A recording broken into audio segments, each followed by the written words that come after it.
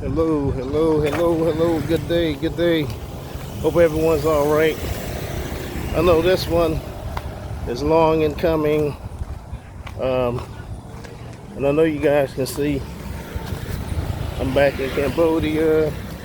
I've been back for about a week now, a week and a half, something like that. Yeah, this vlog gonna be all over the place because I didn't do an outline or anything. I just woke up with a few things on my mind that I guess I'd like to share with you guys. Yeah. Why I'm wearing this crazy hat? Because it's very, very hot. It's been really humid. Been really humid over here since I got back. I mean, we've been getting a lot of rain and stuff, but it's been humid, like really humid. Yeah. So, and then I see I got my long sleeve shirt, Nike outfit on. You're like, well, you must be crazy wearing this in this hot sun. But believe it or not, this really works. I gotta do a video on this place. It's called 36. They have that Ladder Race wine over there. And it's called 36 because they have 36 different flavors of rice wine. I've tried probably 7 of them already. You know, yeah. This is the route I was walking at least 3 times a week before I left to go back to the States. But I think like a month before I left, I started getting lazy and not doing it as much as I should have. And man, from drinking Cambodians and stuff, I put on about 12 pounds. And it was like, I was like, man, I gotta get rid of these pounds. So yeah, that's what I gotta do. Yeah, so. Hello, sister. That's a nice restaurant over there, too. I gotta go there one of these days. I forgot about that place. I actually talked to the guy. Real cool guy. Yeah. By the way, ever since I did that Vietnam video, I've been getting calls from people that are in desperate situations. Oh, I need help, I need this, I need that. That Vietnam video is really taking off. I really appreciate you guys actually wanting to hear what I said and everything. I actually got some people mad at me. They're like, hey man, we don't want people to know about this place. I know, but I'm the same way, y'all. You gotta make sure it's the right type of it. Sister, all right, I see. I come back. All right.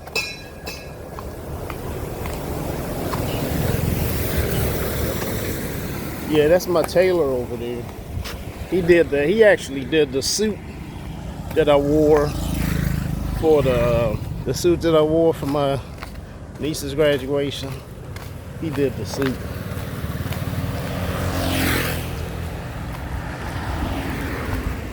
Man, I tell you, it's so nice to live in a place where it's just peace is everywhere. You see that beautiful temple over there? I think that's Wat Suai. I'm not 100% sure, but it's part of it. That's the type of stuff you kind of realize that you kind of start taking for granted. Once you're here, you start taking it for granted. It's like, oh, it's just part of the little part of the scenery. Try not to get killed. That's a better view of it right there. That's a better. One thing I tell you, Cambodians are so resourceful. They will set up a tent or a stall anywhere and just sell whatever, whether it's coconuts, water, or different Cambodian snacks, you know, to make some money. I appreciate the hustle, you know. Yeah. Oh, I was saying, yeah. So yeah, I've been getting a lot of calls recently. People having emergencies and stuff like that.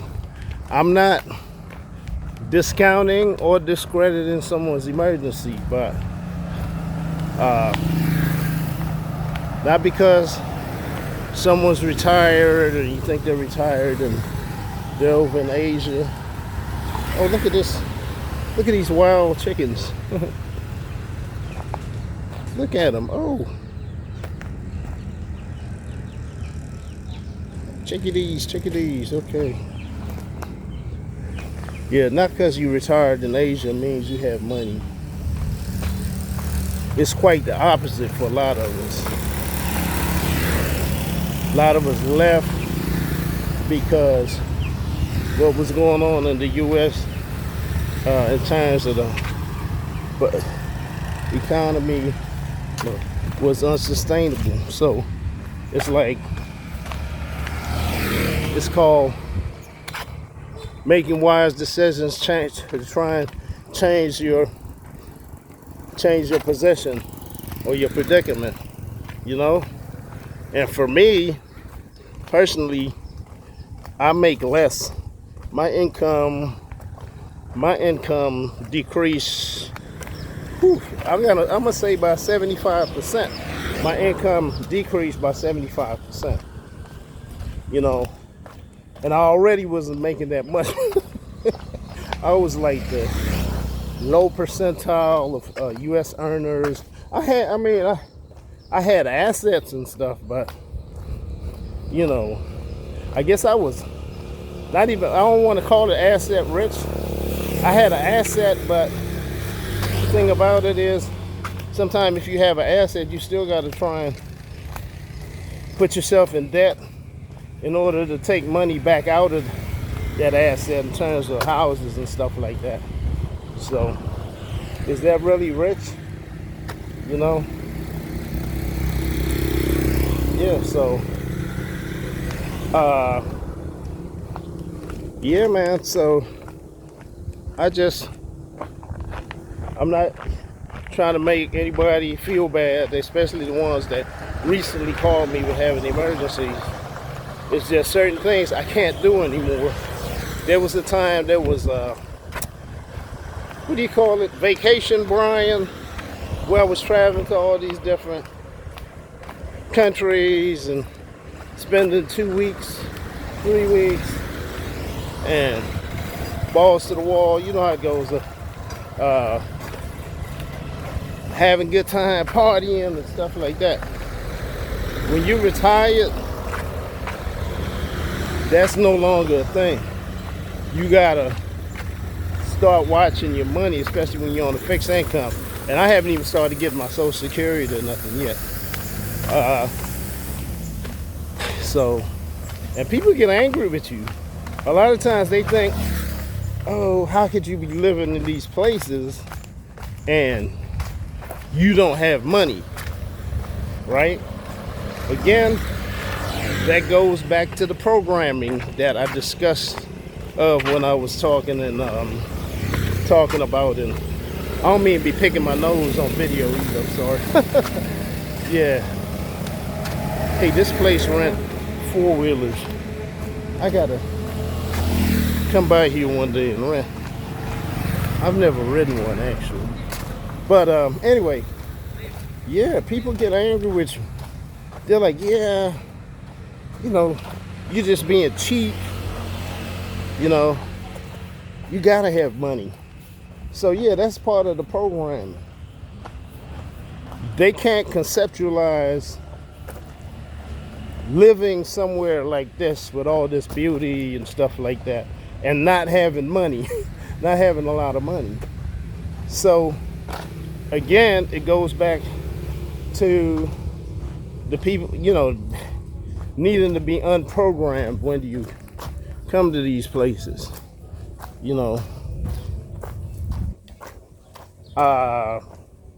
For me, well, I traveled so many different places, so I knew existing outside the U.S.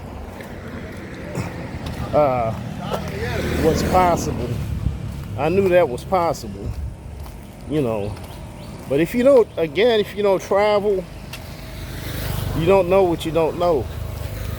And that comfort zone you're in, it's hard to step out of it, Like again, I said, I don't try and convince anyone of anything. I present the information. It's not, if you're not my family or anything like that, it doesn't benefit me if you don't understand that there's a better way to live. If you don't understand that, don't want that for yourself. I mean, who am I to force you to do that or try and impress upon you, the importance of doing that, So, yeah, so for those who have asked me for money recently, I have none. I have a small nest egg that I have to keep in case of a medical emergency, stuff like that, And when you're older, you can't afford to make, rash decisions based on other people's situations and stuff like that, because as far as I know, lending money in the past has caused enemies, and then when you need the money back, they may not have it, and then it just causes bad blood. So if I can afford it, I gift it to you or something like that, or cause you to work the money off or something like that. But yeah, us retirees out here, especially the older you get, you don't have time to make bad decisions anymore, because your comeback window is closing in, especially if you're in your 60s and stuff like that. Bad decision, bad financial decision, it's gonna be hard for you to recover, So yeah, I just don't do it anymore. And people get pissed at me, it is what it is. And a lot of people that's asking for the money is probably 20 years or so younger than me, so they can afford to have a few screw ups and stuff like that. So yeah, anyway, oh man, this route, I really miss this route. I love this route.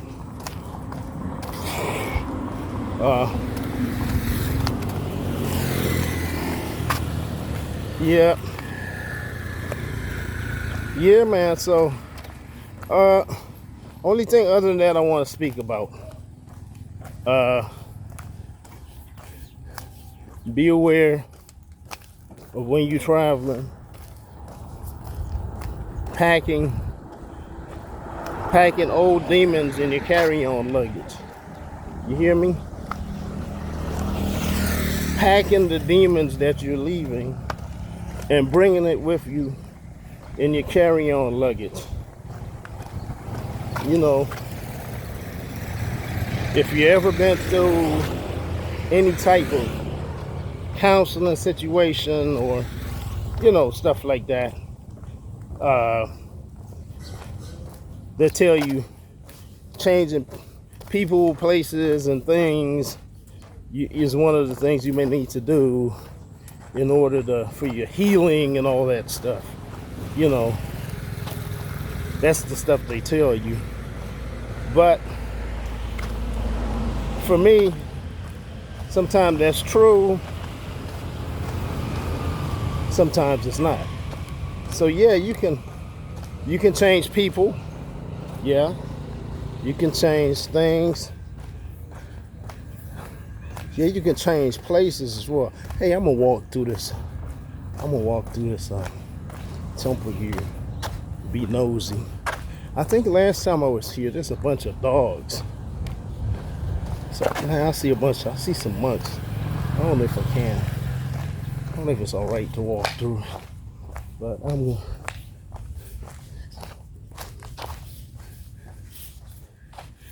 Let me see. This day. Hello. Look at this. This is why I love Cambodia. Just in the middle of anywhere. That's a beautiful mosque. I'm saying mosque. Beautiful pagoda.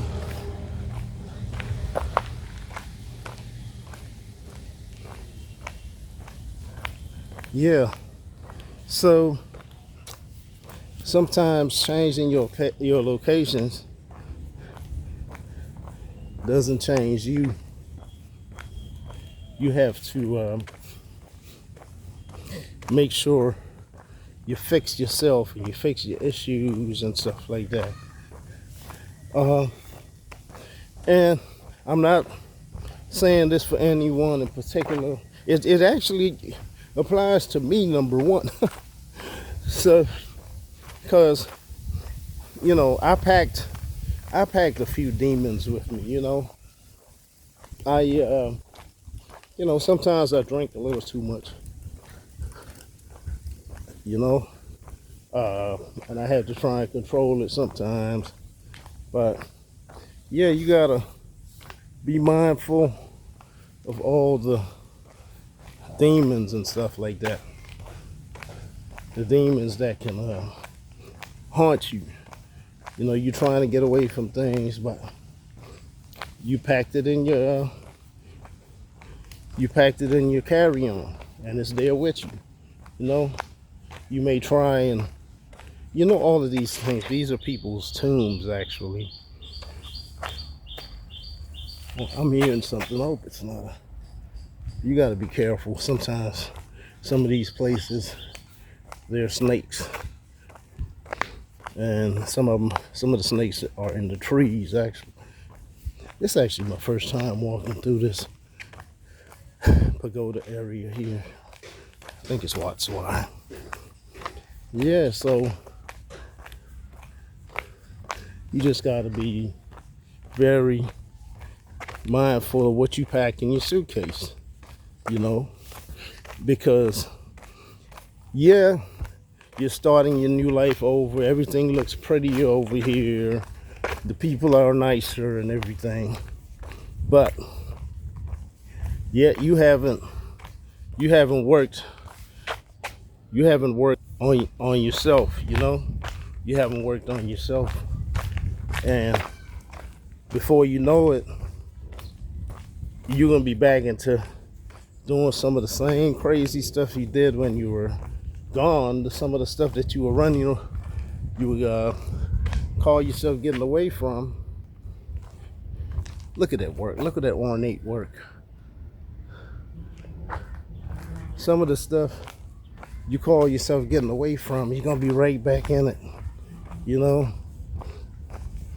Since I've been here, I've had to pull myself away from certain situations that because hanging with certain people and stuff like that, and you want to be nice because there's a small kind of community of us out here, a small brotherhood, and especially the ones that are black, African American, whatever, or Caribbean, or Brits, or whatever. Our community is even smaller. So yeah, so when we tend to find ones that's real cool, and we kind of jive on a certain mindset and stuff. You know, you hang out a little bit, you know, you talk about the things that you have in common, or you fight about the stuff you don't, you know. And that's all part of the experience. So that's all part of the experience. Yeah, but when you're expatting, sister,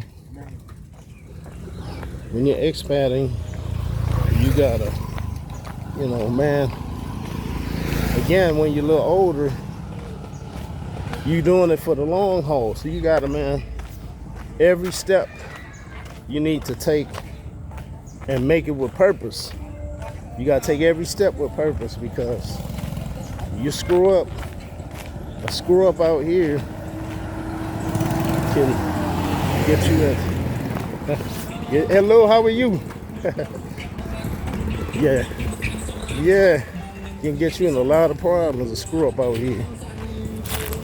I've heard some stories. Oh yeah. Especially make sure when you got your visas and stuff, set your reminders of when it's time to go back and renew and stuff like that. They don't mess around with overstays over here. If you overstay like a couple weeks or something like that, that's fine. But if you do like some lengthy overstays, you can get blackballed and blacklisted and put on that list, and you can even be jailed. That's one of the quickest ways to get locked up over here. Is your a lengthy overstay. They'll lock you up quick for that. They don't mess around with that one. I gotta try and cross this road without being killed.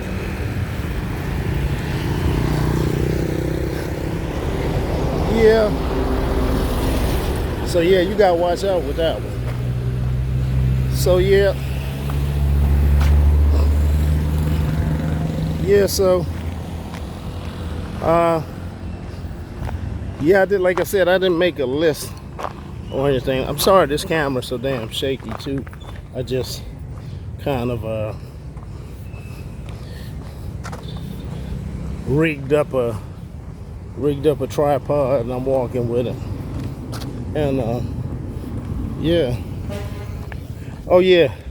Yeah, you know, you run into some people out here and they're still on this Western mindset bullshit. I'm BS about how much you make and your credentials and all that, and your PhDs and your MBAs. And out here in Cambodia, none of that stuff matters. Especially if you're teaching out here and stuff, none of that matters. Because I've seen where Russian people have gone in where English is not even their first language. They've gone in and gotten jobs, especially in teaching, and just because of the hue of their skin, they've been able to get jobs. But anyway, I'm not complaining about that. It is what it is. You just deal. I'm not in that area. I'm not in that freaking area. But yeah. So I said that to say this. You know, your degrees and stuff. No one cares about that out here. They care about, are you a good person? Are you not an idiot? That's it. So you find a lot of people that come over here, the ones that I call them newly arrivals, or